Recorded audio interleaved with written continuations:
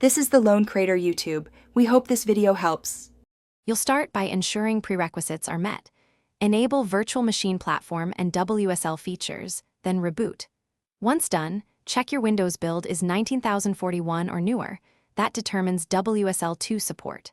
Next, install the WSL2 kernel update package if Windows prompts or you get a kernel error.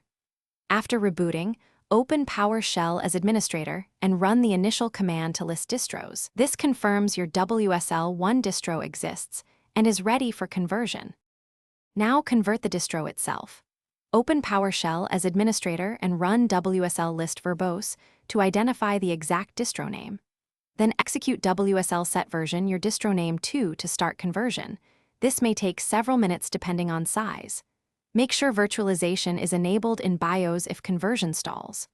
Once complete, verify with the verbose list, and if you plan to use WSL2 for all future installs, set the system default to version 2, so new distros install with the same virtualization model.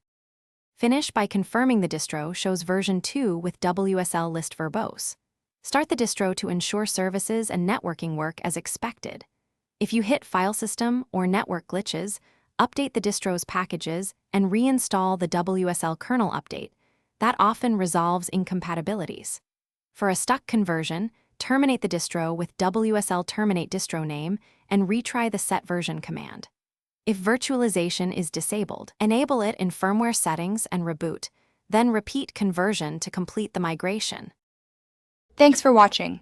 Consider subscribing if we helped you.